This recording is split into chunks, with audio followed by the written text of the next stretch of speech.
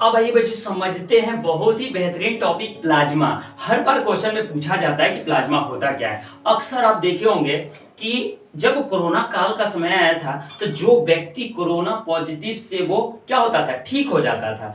तो कई सरकारें, दिल्ली सरकारें ने क्या की कि जितने भी पेशेंट ठीक हो जा रहे थे कोरोना से, तो उनको जो रिक्वेस्ट किया कि आप अपना प्लाज्मा हमको डोनेट कीजिए ताकि और भी किसी लोगों की जान क्या हो सके, बचाई जा सके। तो ये प्लाज्मा होता क्या है, अक्सर आपके मन में चलता होगा। तो आइए समझते हैं कि प्लाज्मा क्या है। बहुत ही बेहतरीन तरीके से समझाने का प्रयास करूंगा। देखिए प्लाज्मा, प्लाज्मा को इंग्लिश में भी प्लाज्मा, हिंदी में प्लाज्मा।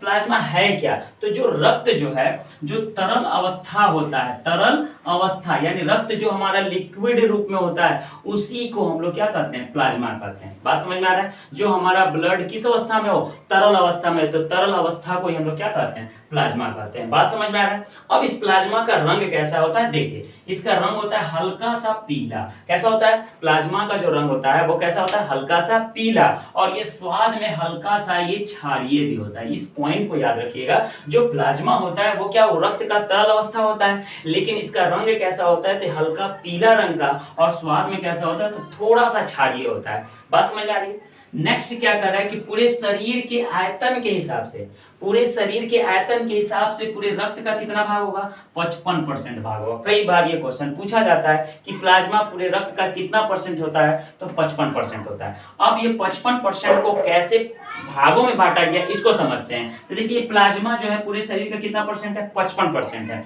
इस प्लाज्मा में 90% क्या होता है, जल होता है। 90% जल होता है, 7% प्रोटीन होता है, और 0.5% वसा होती है, और ग्लूकोज की मात्रा कितनी होती है, तो 0.5% होती है। इसको याद रखिएगा।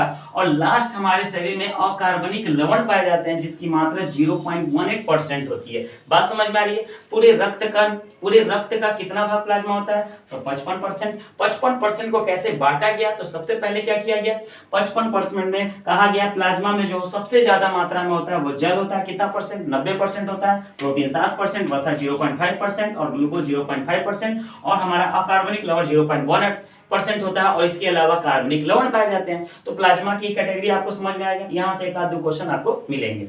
नेक्स्ट यहाँ पे हो रहा है कि प्लाज्मा में 3 तरह के प्रोटीन पाए जाते हैं, और तीनों प्रोटीन का काम अलग अलग है। सबसे पहले समझते हैं कि वो प्रोटीन कौन कौन से हैं। तो पहला प्रोटीन है फाइब्रिनोजेन, दूसरा है प्रोथ्रोम्बिन, और तीसरा है हमारा हिपेरिन। यहाँ से क्वेश्चन पूछा जाता है कि हिपेरिन है क्या। तो हिपेरिन याद रखिएगा कि प्लाज्मा में पाया जाने वाला एक प्रकार का प्रोटीन है जो रक्त को अंदर, शरीर के अंदर रक्त को जमने नहीं देता है। लेकिन जब यही हिपेरिन शरीर के बाहर आ जाता है, इस पार्ट पे आ जाता है, या किसी का एक्सीडेंट होता है तो देखेंगे हलहला के उसका ब्लड निकलता है, कुछ समय के बाद वही रक्त जो है जम जाता है। तो किसकी मात्रा कम होने से जम जाता है, तो हिपेरिन। यही हिपेरिन हमारे शरीर में रक्त को जमने से क्या करता है, रोकता है, और ये हमारे शरीर में रक्त को जमने से क्या करता है, बनाने में मदद करता है। लेकिन ये दोनों आपस में झगड़ा कर लेता है, ये इसको अपने काम में सफल होने नहीं देता है। और तीसरा देख रहे होंगे फाइब्रिनोजेन। फाइब्रिनोजेन भी एक प्रकार का प्रोटीन है। पूरे रक्त में से, पूरे प्लाज्मा में से जब फाइब्रिनोजेन को आप निकाल देंगे तो जो शेष भाग बचता है उसे हम लोग सीरम कहते हैं। कई बार क्वेश्चन पूछा जाता है कि सीरम किसे कहते हैं। तो प्लाज्मा में से जब फाइब्रिनोजेन प्रोटीन को जब हम बाहर कर देते हैं तो जो शेष भाग बच जाता है उसे हम सीरम कहते हैं। ये प्लाज्मा के कुछ छोटे से टॉपिक थे।